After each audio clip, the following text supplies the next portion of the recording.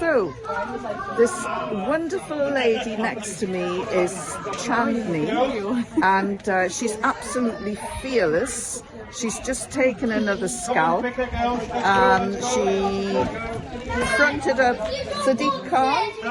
Yeah, Sadiq Khan came to Newcastle. He'll not forget it, thanks to...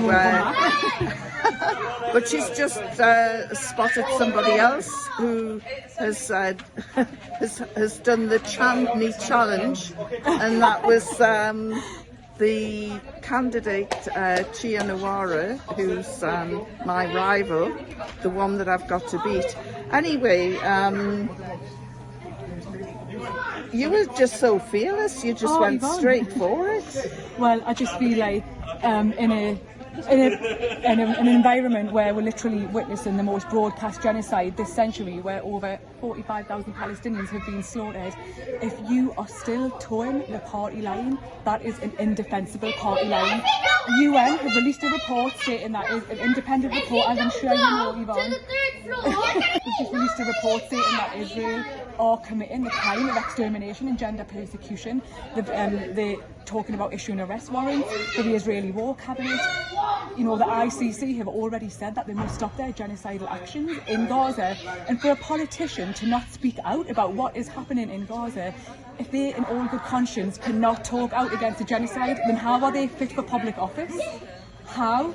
So she's going to have to answer for that, because if you are not endorsing so you're not going to be voting for her? Well, actually, you or Yvonne or Habib or any other candidate in Newcastle Central are not I'm not your constituents, I'm afraid. I'm Newcastle East.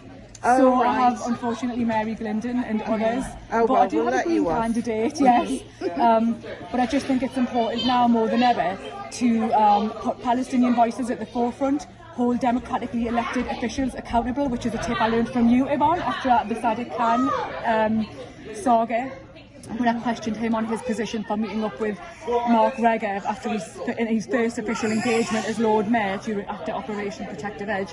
But that's another topic. They must be held to account. They've got questions to answer, and later on down the line, when this genocide's written about in history books, unfortunately they're going to be written alongside the perpetrators of the genocide for being those who are complicit for not voting for a ceasefire when they weren't in a position to do so.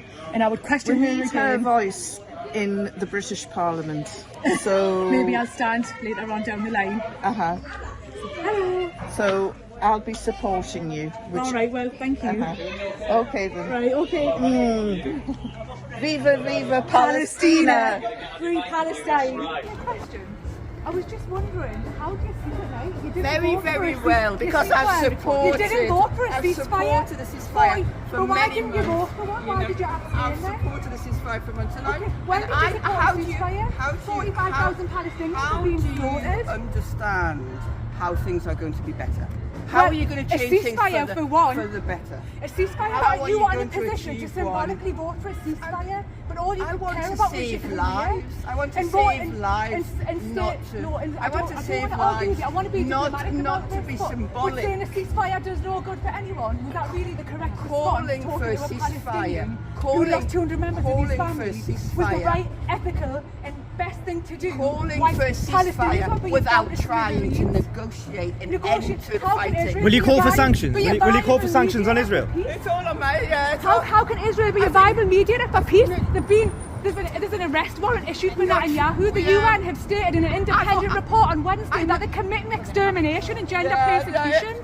Yeah, we are trying. What's your response? To get How can you negotiate with who? Gee, would you call for sanctions or not? Would you call for sanctions against Israel and a stop to the arms trade? We are trying to get a ceasefire. Would you personally, as a politician who's running in a general election, call for an end to the arms trade? Would you? I'm talking about you, not we. Would you? Why won't you come to my surgery? You tried coming to your surgery. You blocked us from coming to your surgery. I absolutely did not. I absolutely did not. Yeah, Mohammed Shah came. He's your constituent, and he had an appointment with you, and you wouldn't let him come in. Actually, did not. Why are you telling lies like this? Because we've got footage. Would you stop the arms trade to Israel? Would you call for sanctions? They're committing war crimes and crimes against humanity. They're being put on the blacklist. They're being put on the blacklist. But just ask me, just tell me, would you support sanctions? Yes or no? It's a simple enough question.